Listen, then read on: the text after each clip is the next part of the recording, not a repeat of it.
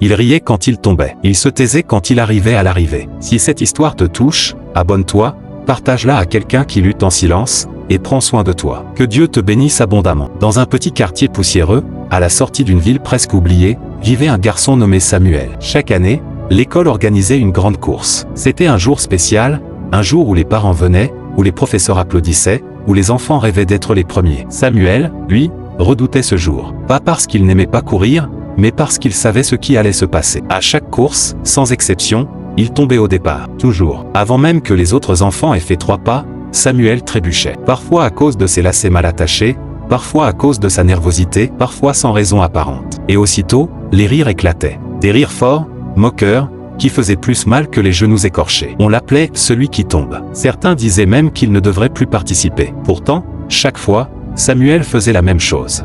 Il restait quelques secondes au sol, respirait profondément, essuyait la poussière sur ses vêtements. Puis il se relevait. Et il courait. Il n'arrivait presque jamais premier, parfois dernier. Mais une chose était certaine, il finissait toujours la course. Même quand ses jambes brûlaient, même quand sa gorge était sèche, même quand les gradins s'étaient déjà vidés. Il allait jusqu'au bout.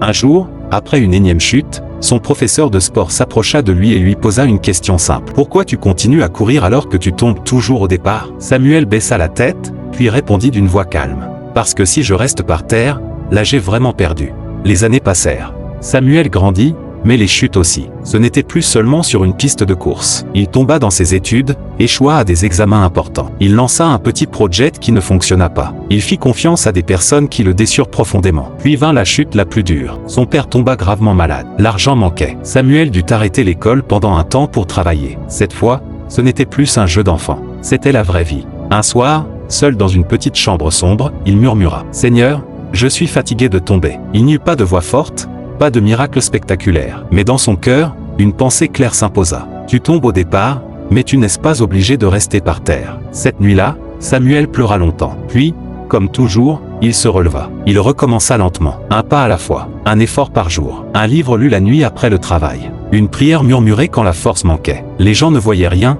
mais Dieu voyait tout. Samuel comprit quelque chose de profond. Tomber ne signifie pas échouer. Rester à terre, oui. Des années plus tard, une grande course fut organisée dans la ville. Une vraie compétition, avec des adultes, des caméras, des sponsors. Samuel s'inscrivit. Les souvenirs revinrent, les anciennes voix aussi. Le signal retentit. Et comme autrefois, Samuel trébucha et tomba au départ. Un silence étrange envahit la foule.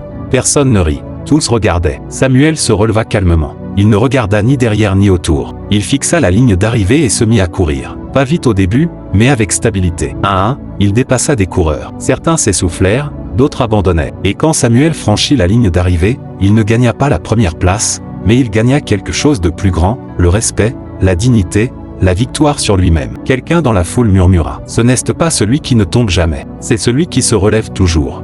Plus tard, Samuel devint mentor. Et chaque fois qu'un jeune lui disait « Moi, je tombe toujours », il répondait simplement « Oui, mais est-ce que tu finis toujours la course ?» La vie n'est pas une ligne droite. Elle est une piste avec des pierres, des chutes et des blessures. Dieu ne cherche pas des personnes parfaites, mais des cœurs qui refusent d'abandonner. Peut-être que toi aussi tu tombes souvent. Dans tes projets, dans ta foi, dans ton mariage, dans ta vie personnelle. Mais souviens-toi, ce n'est pas ta chute qui te définit, c'est ta décision de te relever. Seigneur, je suis fatigué de tomber, mais je refuse de rester par terre. Relève-moi, restaure ma force et aide-moi à finir la course que tu as placée devant moi. Amen. Si cette histoire t'a touché, envoie-la à quelqu'un qui lutte en silence. Abonne-toi, partage, commente, like. Et surtout, prends soin de toi. Que Dieu te bénisse abondamment.